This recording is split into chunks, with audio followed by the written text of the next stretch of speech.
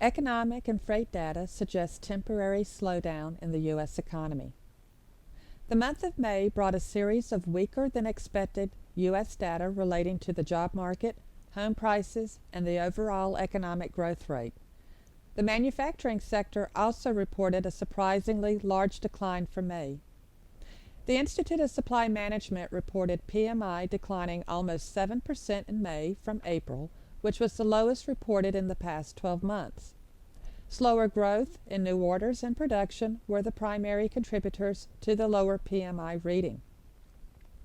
All of these indicators have many questioning if the U.S. economy is heading for another recession.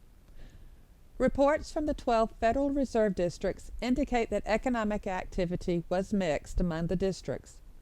4 districts, New York, Philadelphia, Atlanta, and Chicago, said the pace of economic growth slowed in the period that ran from April 5th through May 27th.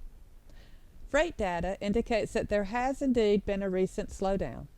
The Bureau of Trade Statistics reported their Freight Transportation Services Index declined 1% in April from March.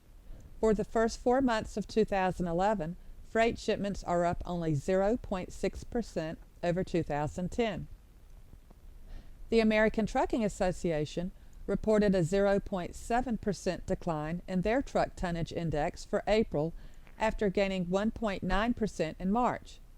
However, ATA's chief economist, Bob Costello, believed that the drop in April was not a cause for concern due to short-term volatility in freight volumes.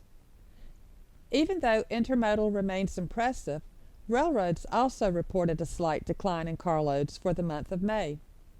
The Association of American Railroads reported seasonally adjusted carloads, excluding coal and grain, were down 0.7% in May 2011 compared with April 2011. Federal Reserve Chairman Ben Bernanke admitted the economy has weakened in recent weeks due to high gas prices, severe weather including flooding and tornadoes, and the earthquake and tsunami in Japan. The weakening economy is temporary and growth should pick up later this year. A bright spot within the economy is the increase in U.S. exports.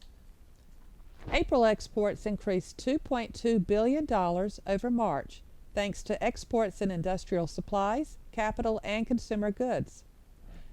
As the value of the U.S. dollar remains weak against other currencies, U.S. exports should continue to increase.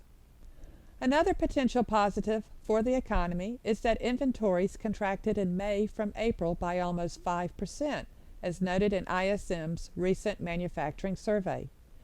This may be a positive for logistics providers as need to replenish inventory takes hold in the second half of the year. Finally, FedEx and Cathay Pacific both have recently forecasted a pickup in freight demand in the second half of 2011. It is anticipated for the second half of 2011, the U.S. economy should see a slight pickup. Logistics providers should see an increase in demand for services such as freight forwarding, transportation, and warehousing and distribution services during this period.